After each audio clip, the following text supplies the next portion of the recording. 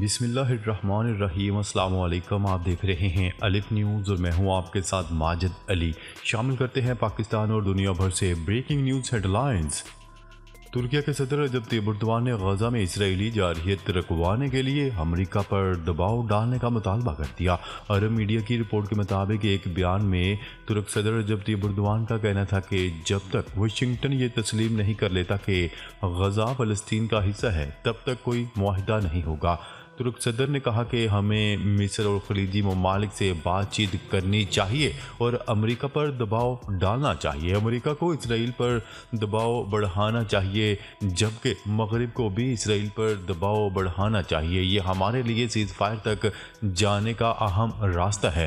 ترکیہ کے صدر رجب طیب اردوان کا مزید کہنا تھا کہ اس معاملے میں ایک انتہائی اہم ملک کے امریکہ کے ساتھ جڑنے کی ضرورت ہے جس کا اسرائیل میں اثر و رسوخ ہے۔ ترک صدر نے امریکی صدر جو بائیڈن کو ٹیلی فون کرنے سے انکار کر دیا۔ انہوں نے کہا کہ اینتھنی بلنکن ترکیہ میں رہے ہیں اور میں سمجھتا ہوں کہ جو بائیڈن کو اس معاملے میں ہماری میزبانی کرنی چاہیے۔ یہ میرے لیے مناسب نہیں ہوگا کہ میں انہیں ٹیلی فون کروں۔ رجب طیب اردوان کا مزید کہنا تھا کہ امریکہ ہر صورت یہ تسلیم کرے کہ غزہ فلسطین کی زمین ہے۔ خبر کے اگلے حصے میں بات کرتے ہیں۔ اسرائیل کے دارالحکومت میں ہزاروں شہری سڑکوں پر نکل آئے اور وزیر اعظم نیتن یاہو کے خلاف احتجاج کرتے ہوئے فوری طور پر مستعفی ہونے کا مطالبہ کر دیا۔ عالمی خبرساں ادارے کی رپورٹ کے مطابق غزہ میں مسلسل بمباری اور اپنے یرغمالیوں کو ایک ماہ سے زیادہ عرصہ گزر جانے کے باوجود تاحال رہا نہ کروا پانے پر اسرائیلی وزیر اعظم کو اپنے ہی ملک میں شدید مخالفت اور کڑی تنقید کا سامنا۔ اسرائیلی دارالحکومت تل ابیب کی سڑکیں اور گلیاں مظاہرین سے بھر گئیں جنہوں نے وزیر اعظم نیتن یاہو کے خلاف شدید نعرے بازی کی۔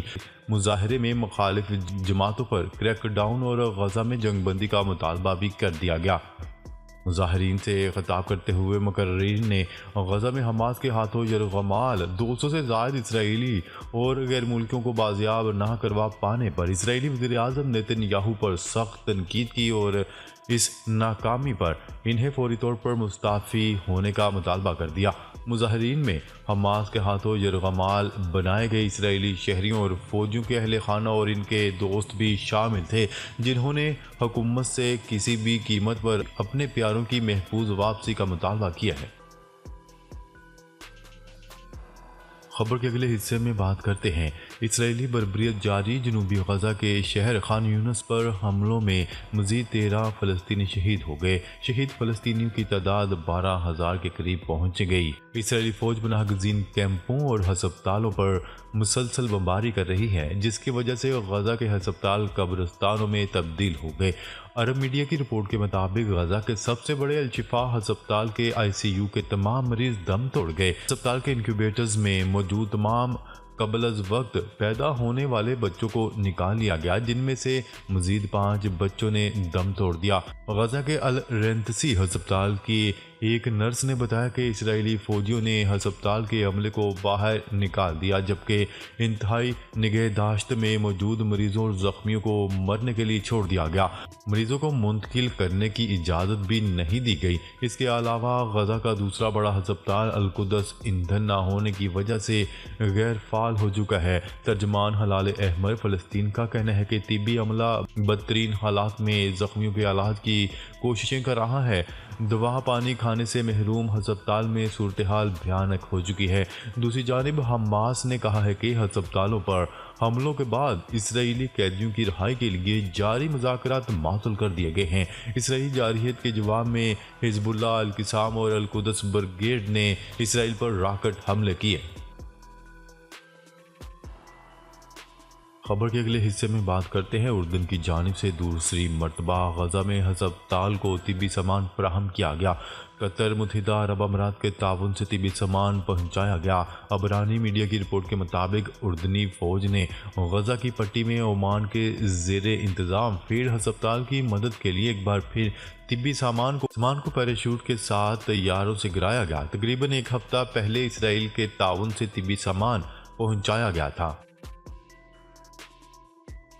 خبر کے اگلے حصے میں بات کرتے ہیں اسرائیل کے انتہا پسند وزیر برائے قومی سلامتی ایتمار بن گوئر نے کہا ہے کہ جو بھی فلسطینی مزاحمت تنظیم حماس کی حمایت کرتا ہے اسے ختم کر دیا جانا چاہیے۔ امریکہ اور اسرائیل میں دہشت گرد قرار دی گئی تنظیم کا حصہ رہنے والے اسرائیلی وزیر نے حال ہی میں غیر قانونی یہودی بستیوں میں 25,000 ہتھیاروں کے علاوہ گولہ بارود اور دیگر جنگی سامان تقسیم کیا۔ اسرائیلی وزیر برائے قومی سلامتی 7 اکتوبر کے واقعے کے بعد فلسطینی شہریوں کو گرفتار کر کے ان کی ویڈیو سوشل میڈیا پر بھی پوسٹ کر چکے ہیں۔ کیا رہے کہ ایتمار بن گوئر نسل پرست یہودی تنظیم کے سابق رکن تھے جس پر اسرائیل نے 1998 میں دہشت گردانہ کارروائی کے باعث پابندی عائد کر دی تھی، جبکہ امریکہ نے بھی اسے دہشت گرد تنظیم قرار دیا تھا۔ میڈیا رپورٹس کے مطابق بن گوئر کے پرتشدد عقائد کے باعث انہیں فوجی خدمات کی انجام دہی سے بھی روک دیا گیا تھا۔ اسرائیلی وزیر کے خلاف نفرت امیز اقدامات، اشتعال انگیز تقاریر اور نسل پرستی جیسے الزامات میں 53 فرد جرم تیار کی گئی تھی۔ انہیں 2007 میں نسل پرستی اور ایک دہشت گرد تنظیم کی حمایت کے جرم میں سزا بھی سنائی گئی تھی۔ خبر کے اگلے حصے میں بات کرتے ہیں اسرائیلی فضائیہ نے جنوبی لبنان میں حزب اللہ کے ٹھکانوں کو نشانہ بنانے کا دعویٰ کر دیا۔ اسرائیل کا کہنا ہے کہ جنوبی لبنان سے اینٹی ٹینک میزائل داغنے کے بعد جوابی کارروائی کرتے ہوئے اسرائیلی فضائیہ کی جانب سے حزب اللہ کے ٹھکانوں کو نشانہ بنایا گیا۔ امریکی خبرساں ایجنسی کی رپورٹ کے مطابق اسرائیلی حملوں میں زخمیوں یا اموات سے متعلق تفصیلات سامنے نہیں آ سکی ہیں، تاہم حزب اللہ کی جانب سے اسرائیل کے سرحدی علاقوں میں داغے گئے میزائلوں سے 7 اسرائیلی فوجی ہلاک جبکہ 10 زخمی ہو گئے تھے۔ لبنانی مزاحمتی تنظیم حزب اللہ کا کہنا تھا کہ اتوار کے روز لبنانی سرحد کے قریب جاسوسی آلات نصب کرنے والی اسرائیلی ٹیم پر حملہ کیا گیا تھا، جبکہ اسرائیل کی جانب سے دعویٰ کیا گیا تھا کہ حملہ ٹرانسمیشن لائن کی مرمت کرنے والے سویلین ورکرز پر کیا گیا۔ خبر کے اگلے حصے میں بات کرتے ہیں جرمن چانسلر نے غزہ میں فوری جنگ بندی کی مخالفت کر دی۔ جرمن میڈیا کے مطابق جرمن چانسلر کا کہنا ہے کہ فوری جنگ بندی کا مطلب حماس کو دوبارہ سے ہتھیار جمع کرنے کا موقع دینا ہے۔ جرمن چانسلر کا کہنا تھا کہ مجھے نہیں لگتا کہ فوری طور پر جنگ بندی یا طویل وقفے کے مطالبات کو مانا جانا چاہیے، کیونکہ یہ ایک ہی چیز کے برابر ہوں گے، جس کا مطلب یہ ہوگا کہ اسرائیل حماس کو دوبارہ سے میزائل حاصل کرنے کے امکانات کو بڑھا دے گا۔ غزہ کی پٹی پر اسرائیلی فوج کی بمباری کے بعد عالمی سطح پر جنگ کو روکنے کے مطالبات کے طور پر سامنے آئے ہیں۔ دنیا بھر کے ممالک اسرائیل کے غیر انسانی کارروائیوں کی مذمت کرتے ہوئے انسانی بنیادوں پر متاثرین کو امداد پہنچانے اور زخمیوں کے علاقوں کے لیے فوری جنگ بندی کا مطالبہ کر رہے ہیں۔ خبر کے اگلے حصے میں بات کرتے ہیں بنگلہ دیش میں مزدوروں کے احتجاج کے بعد 130 فیکٹریاں بند کر دی گئیں۔ حالات کی سنگینی کے پیش نظر صنعتی علاقوں میں نیم فوجی دستوں نے گشت کرنا شروع کر دیا۔ غیر ملکی خبرساں ادارے کی رپورٹ کے مطابق مقامی پولیس حکام نے میڈیا کو بتایا کہ ڈھاکہ کے مضافات میں واقع صنعتی مراکز میں 130 ریڈی میڈ گارمنٹس فیکٹریوں نے اجرت میں اضافے کے لیے جاری مزدوروں کے احتجاج کی وجہ سے اپنا کام غیر معینہ مدت کے لیے بند کر دیا ہے۔ میڈیا رپورٹس کے مطابق کارکنان کا ایک گروپ اب بھی 23,000 ٹکا کی کم از کم ماہانہ اجرت کا مطالبہ کر رہا ہے۔ مزدوروں نے حکومت کی جانب سے تنخواہوں میں 56% اضافے کے اعلان کو مسترد کرتے ہوئے منگل کو بھی اپنا احتجاج جاری رکھا۔ انہوں نے کہا ہے کہ مزدوروں کے احتجاجی مظاہروں کے دوران کاروں اور فیکٹریوں کی توڑ پھوڑ کی گئی۔ ڈھاکہ اور آس پاس کے علاقوں میں پولیس اور کارکنان کے درمیان جھڑپیں بھی ہوئیں۔ میڈیا رپورٹس کے مطابق ڈھاکہ اور اس کے آس پاس کے بڑے صنعتی علاقوں میں نیم فوجی دستوں کو تعینات کر دیا گیا ہے۔ خبر کے اگلے حصے میں بات کرتے ہیں بھارت میں بڑی ٹریڈ یونین نے مودی حکومت سے مطالبہ کیا ہے کہ اسرائیل کے ساتھ کی جانے والی لیبر ڈیل ختم کی جائے۔ بھارتی میڈیا کی رپورٹ کے مطابق ٹریڈ یونین کی طرف سے وزیر اعظم نریندر مودی سے مطالبہ کیا جا رہا ہے کہ وہ اسرائیل کے ساتھ وہ معاہدہ ختم کرے جس کے تحت ہزاروں بھارتی مزدوروں کو فلسطینی تعمیراتی کارکنوں کی جگہ اسرائیل میں کام پر رکھ لیا جائے گا۔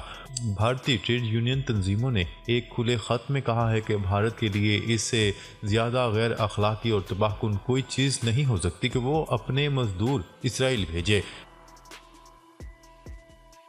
خبر کے اگلے حصے میں بات کرتے ہیں۔ امریکہ کا جنگی طیارہ بحیرہ روم میں گر کر تباہ ہو گیا، جس کے نتیجے میں 5 فوجی ہلاک ہو گئے۔ امریکی یورپی کمانڈ کی جانب سے جاری اعلان کے مطابق امریکی جنگی طیارہ فوجی تربیتی مشقوں میں ایندھن بھرنے کے دوران گر کر تباہ ہوا۔ طیارے میں سوار تمام 5 امریکی فوجی ہلاک ہو گئے۔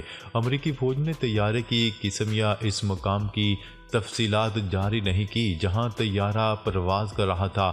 حماس اور اسرائیل کے درمیان جنگ شروع ہونے کے بعد سے امریکہ نے مشرق وسطی میں طیارہ بردار بحری جہاز تعینات کر رکھے ہیں۔